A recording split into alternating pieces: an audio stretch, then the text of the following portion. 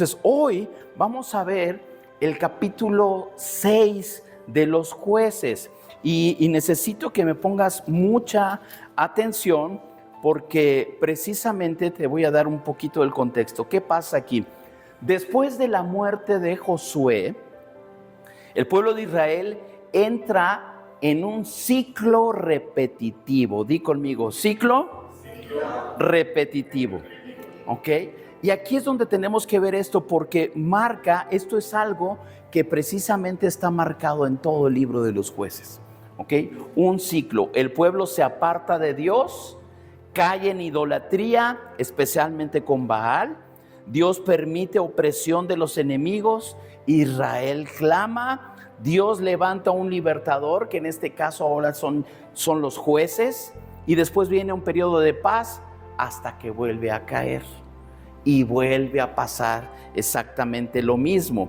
Israel había hecho lo malo ante Dios y como consecuencia Dios los entrega en manos de los madianitas por 7 años. Los madianitas devastaban cosechas y ganado y el pueblo vivía escondido en cuevas con miedo constante. Aquí es donde nuestra mente luego no nos da. Como un pueblo que vio el poder de Dios en las batallas, vive escondido en cuevas. Entonces, este es un momento de pobreza extrema, opresión continua y desesperanza espiritual. Pobreza, opresión y desesperanza. Muy bien, entonces aquí tenemos el llamamiento de Gedeón. Voy a leerte los primeros 10 versículos. Puedes seguirme si traes tu Biblia o también lo vas a poner en la pantalla. ¿Ok? Dice, los hijos de Israel hicieron lo malo ante los ojos de Jehová y Jehová los entregó en manos de Madián por 7 años. Es lo que les estaba diciendo, ¿verdad?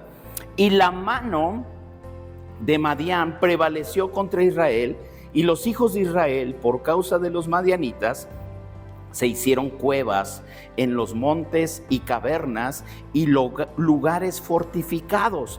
Pues sucedía que cuando Israel había sembrado, subían los madianitas y amalecitas y los hijos del oriente contra ellos, subían y los atacaban.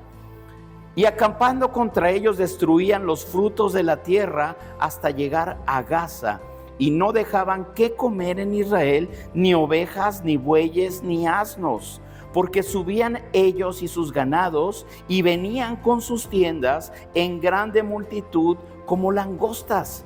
Ellos y sus camellos eran innumerables y así venían a la tierra para devastarla.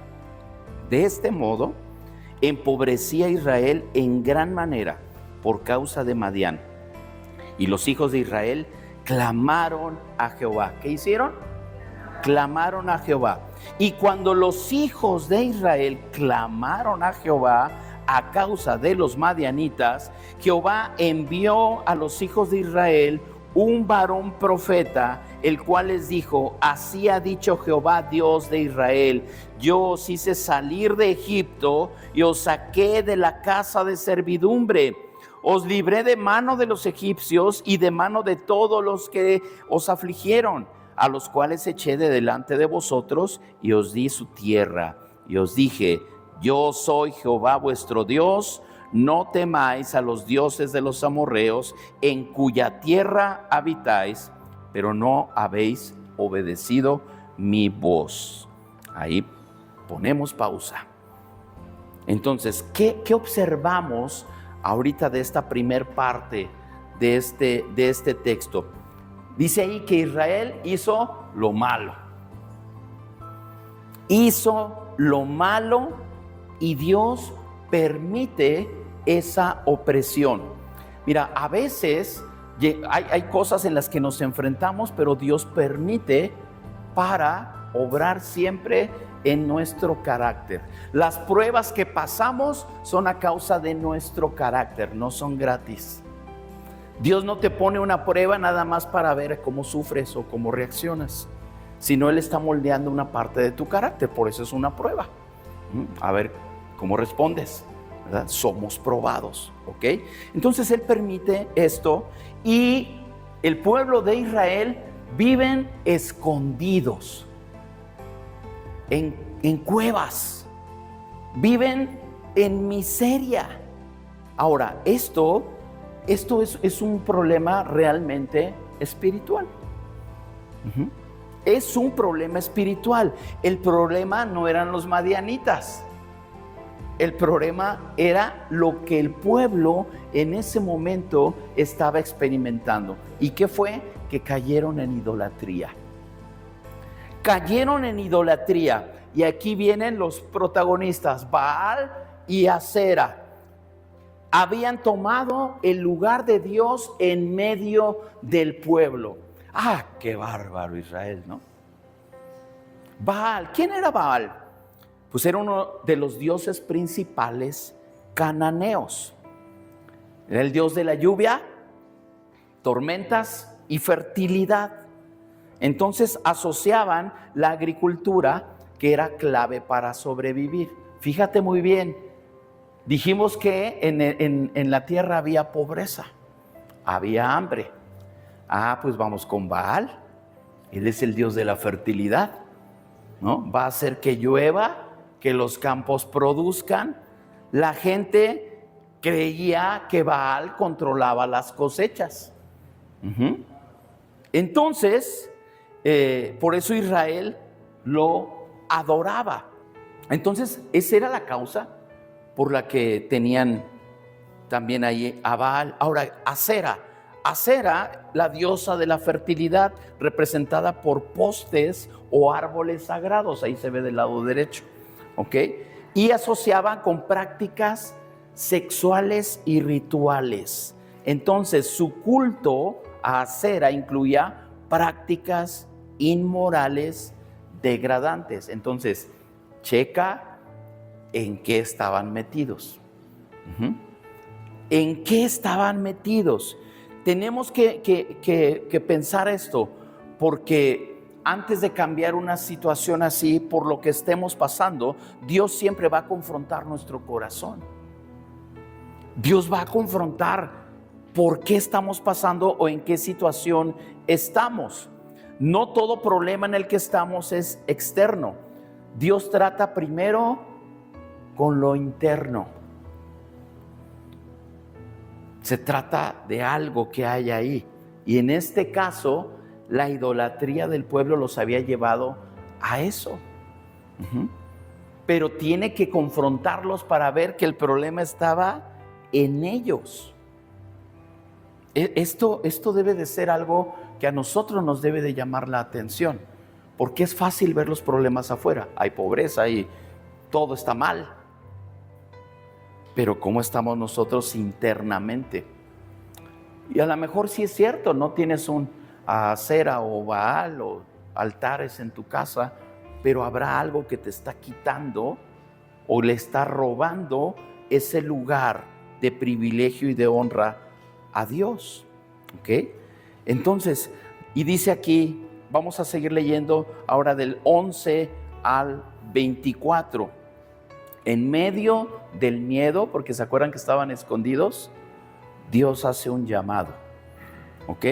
Entonces del verso 11 al 24 dice así: y vino el ángel de Jehová y se sentó debajo de la encina que está en Ofra, la cual era de Joás Abieserita, y su hijo Gedeón estaba sacudiendo el trigo en el lagar. Ojo, esto es clave, para esconderlo de los madianitas. Había hambre, pero ellos tenían trigo, pero él estaba en un lugar escondido. Y el ángel de Jehová se le apareció y le dijo: Jehová está contigo, varón, ¿qué? Esforzado y valiente. Esto también es muy clave. Y Gedeón le respondió: Señor mío, si Jehová está con nosotros, ¿por qué nos ha sobrevenido todo esto? ¿Y de dónde están todas sus maravillas que nuestros padres nos han contado, diciendo: no nos sacó Jehová de Egipto? Y ahora Jehová nos ha desamparado y nos ha entregado en manos de los madianitas. Y mirándole, Jehová le dijo: ve con esta ve con esta tu fuerza y salvarás a Israel de la mano de los madianitas. ¿No te envío yo? Entonces le respondió: Señor mío, ¿con qué salvaré yo a Israel? He aquí que mi familia es pobre en Manasés y yo el menor de la casa de mi padre. Jehová le dijo: ciertamente yo estaré contigo y derrotarás a los madianitas como un solo hombre. Y él respondió: yo te ruego que si he hallado gracia delante de ti, me des señal de que tú has hablado conmigo. Y te ruego que no te vayas de aquí hasta que vuelva a ti y saque mi ofrenda y la ponga delante de ti. Y él respondió: yo esperaré hasta que vuelvas. Y entrando Gedeón preparó un cabrito y panes sin levadura de un efa de harina y puso la carne en un canastillo y caldo en una olla, y sacándolo se lo presentó debajo de aquella encina. Entonces el ángel de Dios le dijo: toma la carne y los panes sin levadura y ponlos sobre esta peña y vierte el caldo. Y él lo hizo así. Y extendiendo el ángel de Jehová el báculo que tenía en su mano, tocó con la punta la carne y los panes sin levadura, y subió fuego de la peña, el cual consumió la carne y los panes sin levadura, y el ángel de Jehová desapareció de su vista. Viendo entonces Gedeón que era el ángel de Jehová, dijo: Señor Jehová, que he visto el ángel de Jehová cara a cara. Pero Jehová le dijo: paz a ti, no tengas temor, no morirás, porque los que veían a Dios caían fulminados, ¿no? Y edificó allí Gedeón altar a Jehová y lo llamó Jehová Salom, el cual permanece hasta hoy en Ofra de los abiezeritas. Hasta ahí. Ok, el 24. Ahí vamos. Gedeón está, la primera que le dije, está trillando en un lagar. Está escondido. ¿Qué era un lagar? El lagar era un hoyo, muchas veces estaba enterrado, donde pisaban las uvas. No era un lugar propio para trillar el trigo. El trigo tiene que ser ventilado. Para trillar trigo se hacía en lugares abiertos, altos y ventilados, para que el mismo viento separe el grano de la basurilla, ¿verdad? Cuando lo están trillando. Entonces, el lagar donde él estaba era un lugar que era escondido. O sea, esto refleja precisamente ese temor. Ahora, el temor era por muchas cosas, ¿no? Pero también si ellos tenían poco alimento, pues no querían mostrar que había para los madianitas, porque les quitaban todo. Entonces, hacían las cosas escondidos, ¿ok? Entonces, miedo, una mentalidad de supervivencia y una vida fuera del diseño de Dios, porque Dios no los quería así. Dios le dice: varón, ¿qué? Esforzado y valiente. ¿Valiente? ¿Por qué le llama valiente si estaba escondido? ¿No se preguntan eso? Esforzado y valiente. Estaba temeroso. Estaba escondido, pero él le dice: varón esforzado y valiente. Dios no te llama por lo que eres, Dios te llama por lo que ve en ti, por lo que Él hará contigo. Mira, si no fuera así, yo no sé cuándo llamaría a Dios a alguien. Pero Él no está viendo lo que tienes en este momento, sino Él ve la obra terminada en ti. Si Dios te llama a algo, Él está viendo la obra terminada en ti. Y por eso es que le dice: varón esforzado y valiente. Entonces, dentro de lo ordinario, dentro de lo común, Dios te encuentra. El miedo que había no cancela el llamado. El miedo que existía No hace, no, pues hasta que se les quite el miedo o hasta que salgan de sus cuevas. No, en medio de esa situación Dios llama. ¿Cuántas veces nosotros decimos, no, hasta que acabe mis problemas me acerco a Dios? Oye, ¿cuándo vas a ir a la iglesia? No, mira, nada más que termine con esto. En medio de eso Dios te llama, Dios te levanta, porque Él ve la obra completa en tu vida. Ahora, ¿qué respondió precisamente Gedeón? Oye, pues es el mismo Dios, el que me está llamando es el mismo, el que sacó al pueblo. ¿Y dónde están los milagros? ¿Dónde están? Aquí vemos pura miseria. Y luego, uy, Dios, mi familia es débil, es pobre, y yo soy el menor, soy el más chico. Empiezan las excusas, ¿no? ¿Cuál es la raíz entonces aquí del problema? No son esas circunstancias, sino es la inseguridad, una identidad equivocada y el enfoque en las limitaciones.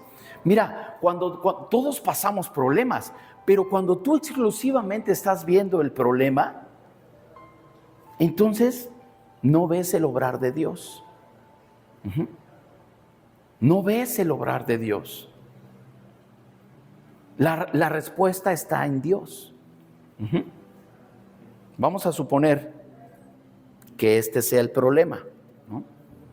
Entonces el problema lo tenemos aquí y Dios está obrando ahí atrás, pero no veo nada. Yo veo mi problema, Señor, tú que estás obrando. Entonces tenemos que levantar la vista a Dios y ver lo grande que Él es. Y cuando vemos su grandeza, entonces el problema desaparece. Pero si nada más estamos fijándonos en el problema, en las circunstancias, en la pobreza, en mis limitaciones, en mis defectos o en los de los demás, eso no ayuda. ¿Y qué le responde Dios? Le dice, yo estaré contigo. Yo estaré contigo. Entonces, Dios no responde a tus excusas con argumentos, porque lo pudiera haber hecho.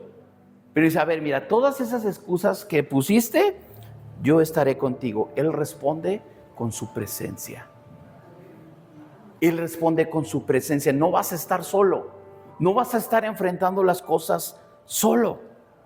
Necesitamos reconocer.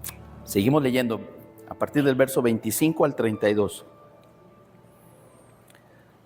25. Aconteció que la misma noche le dijo Jehová, toma un toro del hato de tu padre, el segundo toro de 7 años, y derriba el altar de Baal que tu padre tiene, y corta también la imagen de acera que está junto a él. Ahí tenían a los dos. Entonces le dice, tira esos altares y edifica altar a Jehová tu Dios en la cumbre de este peñasco, en lugar conveniente, y tomando el segundo toro, sacrifícalo en holocausto con la madera de la imagen de acera que habrás cortado. Eso mismo que vas a derribar, eso lo vas a usar para edificar un altar a Dios. Ahora, dice, entonces Gedeón tomó 10 hombres de sus siervos e hizo como Jehová le dijo, mas temiendo hacerlo de día por la familia de su padre y por los hombres de la ciudad, lo hizo en la noche. Seguía teniendo miedo. No lo hizo en el día, lo hizo en la noche. Ok, por la mañana cuando los de la ciudad se levantaron, he aquí que el altar de Baal estaba derribado y cortada la imagen de acera que estaba junto a él, y el segundo toro había sido ofrecido en holocausto sobre el altar edificado. Y se dijeron unos a otros, ¿quién ha hecho esto? Y buscando e inquiriendo, les dijeron, Gedeón, hijo de Joás, lo ha hecho. Entonces los hombres de la ciudad dijeron a Joás, saca a tu hijo para que muera, porque ha derribado el altar de Baal y ha cortado la imagen de acera que estaba junto a él. Y Joás respondió a todos los que estaban junto a él, ¿contenderéis vosotros por Baal? ¿Defenderás su causa? Cualquiera que contienda por él, que muera esta mañana. Si es un Dios, contienda por sí mismo con el que derribó su altar. Aquel día, Gedeón fue llamado de Jerobbaal, esto es contienda, fue llamado Jerobbaal, esto es contienda Baal contra él, por cuanto derribó su altar. Ok, Dios hizo un llamado. Había idolatría. Ahí tenían los dos altares y les dice, los derribas. ¿Qué hizo él? Lo hizo. Derribar el altar de Baal en la casa de su padre. Esa fue la orden. No puede haber una victoria pública sin una limpieza interna, sin santidad. Porque lo público es lo visible. Por eso hablábamos de que también había que ver internamente. Y eso simboliza haber derribado el altar. Ahora, ok, lo hizo en la noche. Todavía eso demostraba algo de miedo. El varón esforzado y valiente. Pero lo hizo. Finalmente lo hizo. Obedeció con miedo, pero obedeció. Eso es muy importante. Obedeció. ¿Cuántas veces decimos no? O sea, el miedo nos paraliza y prefieres no hacer nada. No, yo, y así como él pone las excusas, pone sus argumentos, no, yo es que no puedo, y no hacemos nada. Él con todo y miedo obedeció. Entonces, antes de conquistar lo que sea que tenemos que conquistar, tenemos que derribar esos ídolos internos. La obediencia no requiere una valentía perfecta. Dios le estaba diciendo valiente y tenía miedo, pero obedeció. Entonces, aquí vemos precisamente una fe que actúa por encima de las circunstancias. No decimos no tengas miedo a lo que estás enfrentando. Probablemente sea algo difícil y nos dé temor, pero obedece. Porque así como le dijo Dios a Gedeón, yo estaré contigo. Lo mismo te puede decir a ti. Entonces, esto es evidencia de su obediencia. Dios no lo rechaza por su proceso. Todos estamos en un proceso de algo. ¿En qué proceso estás? Dios no te rechaza por eso, porque Él te ve esforzado y valiente. Él te ve esforzado y valiente. Ok, estás en proceso, tienes miedo, obedece. Dios tiene paciencia en tu crecimiento, pero no te quedes dependiendo de otras señales. Porque le empezó a pedir, ¿verdad? Oye, primero espérame y luego regreso contigo. A ver, aguántame, déjame hacer algo y luego vengo. Y dijo, está bien, aquí estaré, yo te espero. Ok, vamos a ver los otros versículos 33 al 40. El proceso de una fe creciente. Esto es también interesante. 33 al 40. Pero todos los madianitas y amalecitas y los del oriente se juntaron a una y pasando acamparon en el valle de Jezreel. Entonces el espíritu de Jehová vino sobre Gedeón, y cuando éste tocó el cuerno, los abiezeritas se reunieron con él, y envió mensajeros por todo Manasés, y ellos también se juntaron con él. Asimismo envió mensajeros a Aser, a Zabulón y a Neftalí, los cuales salieron a encontrarles. Y Gedeón dijo a Dios, si has de salvar a Israel por mi mano, como has dicho, he aquí que yo pondré un vellón de lana en la era, y si el rocío estuviere en el vellón solamente, quedando seca toda la otra tierra, entonces entenderé que salvarás a Israel por mi mano, como lo has dicho. Y aconteció así, pues cuando se levantó de mañana, exprimió el vellón y sacó de él el rocío, un tazón lleno de agua. O sea, sí sucedió. Mas Gedeón dijo a Dios: no se encienda tu ira contra mí. O sea, le dijo: Dios, no te enojes. Si aún hablaré esta vez, solamente probaré ahora otra vez con el vellón. Te ruego que solamente el vellón quede seco y el rocío sobre la tierra. Y aquella noche lo hizo Dios así, solo el vellón quedó seco y en toda la tierra hubo rocío. Otro proceso. Y ahí está Gedeón pidiéndole señales a Dios. Miren, lo leemos, nos da risa y criticamos a Gedeón, pero así somos, no os hagáis.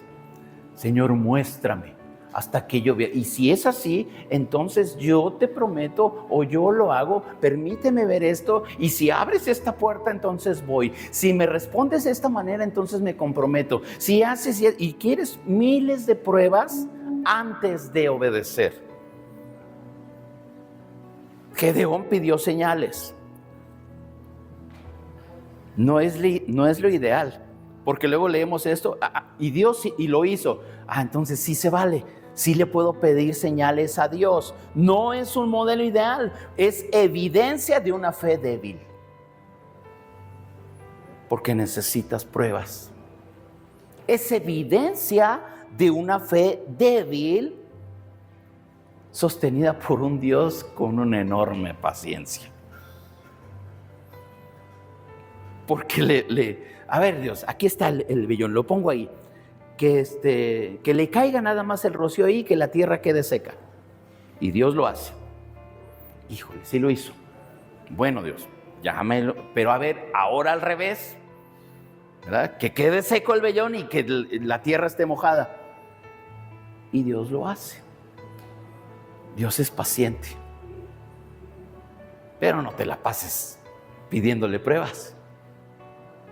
Obedece. Obedece. Dios no lo rechaza en su proceso porque sabía el proceso que él estaba pasando. O sea, ese es el proceso de Gedeón. Vemos un hombre temeroso, escondido en las cuevas, no haciendo la voluntad de Dios, pero Dios lo ve y le dice: varón esforzado y valiente. Y el resultado de toda esa prueba, ya no lo vamos a leer ahorita, pero es en el capítulo 7, donde él, después de tener un gran ejército de 32,000, Dios lo reduce a 300. Y dice: y con ese ejército te voy a dar la victoria. Con 300 personas. Y ahí está el proceso. Lee el capítulo 7, que es la lectura de hoy. Ahí está el proceso. Mira, los que beban el agua, los que se hinquen, los que lavan el agua así como perrito, con esos y los quita y le va restando hasta que quedan 300. ¿Cuál era la intención? De que Gedeón dependiera exclusivamente de él. Si él hubiera ganado la batalla con 32,000 hombres, es que tengo un ejército poderoso. Pero no, la victoria se le tenía que dar, la gloria de esa victoria, a Dios, solamente a Él. Entonces ve qué es lo que tú tienes, porque cuando tú confías que sales de un problema por tus capacidades, cuando tú confías en que sales de alguna situación porque eres muy bueno, porque cuando tú confías de las situaciones que estás viviendo y ves entonces que tú eres capaz, no necesitas a Dios y te alejas. Tienes que ver que Él es capaz. No es un juego. Depender de Dios no es un juego, no es un albur, es un paso de fe. Es un paso de fe. No te estás jugando la vida si dependes de Dios. Él te sostiene.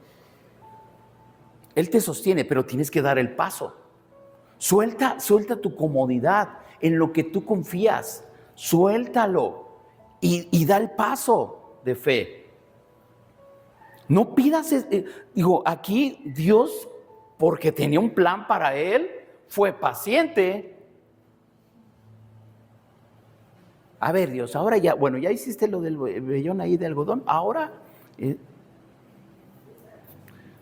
a ver, Dios, ¿cuántas pruebas le has pedido a Dios? Señor, te voy a obedecer hasta que... Y Dios te dice, a ver, ya el vellón quedó seco, ya quedó mojado, ¿ahora qué más quieres? O sea, Dios te ha dado prueba de su presencia en tu vida, ¿sí o no? Pero Dios, aguántame, todavía no estoy listo. Espérame, voy a obedecer hasta que... Y esas son tus condiciones. Dios quiere una entrega total e inmediata. Ayer estábamos platicando con algunos de los que se van a bautizar y veíamos así en el bautizo, ¿no? Es una obediencia, es algo inmediato. En el caso del etíope, recibe el mensaje de parte de Felipe y dice, oye, ahí hay agua, ¿qué impide que yo sea bautizado? Nada, vas para allá, ni curso tomó. No hubo oportunidad, o sea, él quería obedecer. Obediencia, eso es lo que espera Dios. Entonces, todo este capítulo, hay crisis, lo revela la idolatría, hay un llamado en medio del miedo, hay excusas, inseguridad humana, hay obediencia, una transformación interna y hay un proceso, ese crecimiento. El resultado de todo ese proceso, lo que les decía en el capítulo 7, léanlo. Ahí está una victoria sobrenatural. Una victoria sobrenatural. Eso es lo que hace Dios en nuestra vida, algo sobrenatural, porque creemos en el Dios que hizo todas las cosas. Los cielos, la tierra, el universo, es sobrenatural. ¿Cómo quieres que actúe? Sobrenaturalmente. Así es Él. Así es Él. Dios está aquí. No creas que lo estamos esperando porque chocaron ahí en Presidentes y no ha llegado. Él es omnipresente. Él es omnisciente. Todo lo sabe. Todo lo sabe. Lo que estás pensando, lo sabe. Entonces, creemos en un Dios que actúa de manera sobrenatural. Él no se rige por nuestras limitaciones. Él todo lo puede.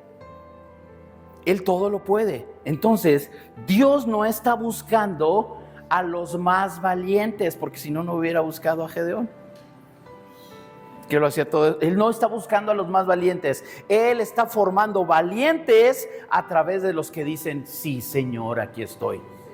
Y entonces Él te da ese valor, esa valentía, ese poder, porque Él está contigo. No necesitas demostrar algo antes, con que tú le digas, aquí estoy. Esa es la respuesta que necesitamos. Aquí estoy, Señor. Hay que decir que sí. ¿Qué altar necesitas derribar en tu vida?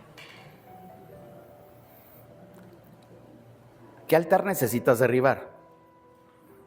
O sea, no nada más es de que pienses que hay que derribarlo. No, necesitas derribarlo. Hay que derribarlo. Algo te está estorbando. Hay algo que te está robando el tiempo, tus pensamientos, tu energía, tus recursos, y no es Dios. Hay un altar que debes derribar. ¿Qué excusa estás usando? Esta ya es la última, ¿verdad? ¿Me pones la anterior? No, la anterior. Este es el camino de la transformación que todos pasamos. Una crisis, el llamado, lo dije, pero no lo vi en la imagen. Las excusas, la obediencia y el proceso. En alguno de esos escalones estamos. Pero finalmente tenemos que llegar a la obediencia a Dios. Piensa en ti. ¿Qué necesitas derribar? ¿Qué necesitas derribar? Con todo y miedo, con todo y situaciones allí que no convenían, Él lo hizo. Porque hoy tienes que tomar una decisión. Algo te está estorbando en tu relación con Dios y necesitas hacerlo ya. Y no es una respuesta que me debes de dar a mí, es una respuesta que se la tienes que dar a Dios. Esa es su palabra. Quita las excusas. ¿Qué excusa has estado poniendo? Ay, Señor, no tengo tiempo. Ay, Señor, me enfermé. Ay, Señor, no he venido. Ay, Señor, son excusas. ¿Qué excusas estás usando? ¿Dónde te estás escondiendo? Sal de tu cueva. Sal de tu cueva. A lo mejor tu cueva es tu propio carácter, tus miedos, tus ocupaciones, tu pecado. No sé, sal de tu cueva. Dios sigue llamando aunque estés en un lagar. No es el lugar correcto, no es el lugar adecuado. Pero si tú respondes, Dios te saca de ese lugar. Dios te saca de ese lugar. Y entonces, el llamado era varón esforzado y valiente. Entonces, checa ese llamado con lo que tú respondes. Porque Dios ve la obra completa en ti y en tu vida. Bajo la sangre de Cristo. Él es el que nos ha limpiado. ¿Por qué podemos ser perfectos y justificados? Por la obra de Cristo. No por nuestras fuerzas, no por lo que tú puedas hacer, es por Jesús. Entonces, ¿qué excusa le vas a poner? ¿No todo lo puedo en Cristo? Pero decimos, todas mis excusas están primero. Ya no pongas excusas. Dios te está llamando. Dios sigue llamando. ¿Qué vamos a hacer? Es este pasaje de Gedeón. Alguien que surgió del miedo. Alguien que de estar escondido pasó a ser valiente.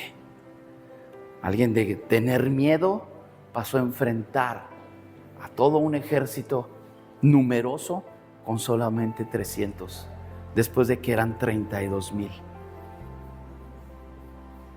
¿Qué decisiones vas a hacer? ¿Qué vas a derribar? Un llamado, el llamado que hacemos aquí en la congregación, no solamente es levántate, ora o pasa aquí al frente, no. Son respuestas a Dios. Son respuestas a Dios. Cuando hablamos de altares en nuestra vida, son esas cosas que ocupan el lugar de Dios. Sí, tal vez no es Baal ni Acera, pero tal vez es el trabajo, tal vez es una relación fallida, tal vez sea inmadurez en tu carácter.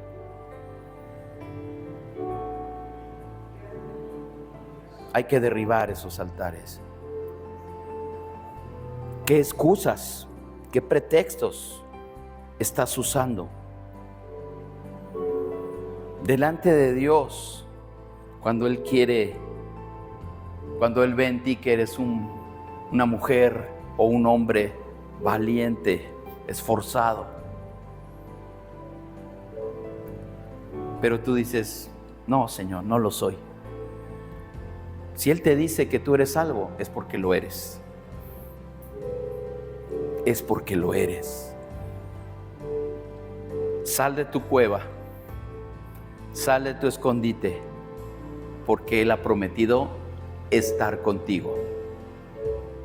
Gedeón pudo confirmar la presencia de Dios al ver esa victoria en esa batalla. No se quedó escondido, no se quedó en la cueva, salió de allí y Dios le dio la victoria. ¿Lo vas a hacer? ¿Lo quieres hacer? Es una respuesta totalmente personal. Ahí en tu oración tú dile, sí, Señor, yo estoy escuchando, yo estoy entendiendo que esto es personal, que tú me hablas a mí, que tú has puesto tu vista sobre mí Yo te digo, sí, Señor, yo quiero salir de mi escondite, de esa situación que me tiene atrapado, Señor. Yo quiero salir y decirte, aquí estoy, Señor. No necesito pruebas de tu presencia, porque yo sé que tú estás aquí. Perdóname, Señor, si he pedido esas pruebas, esas muestras de que tú estás obrando en mi vida, porque seguramente ha habido muchas. Basta ya de pedirle pruebas. Él quiere ver tu obediencia. Sé obediente delante de Él y Él te dará la victoria.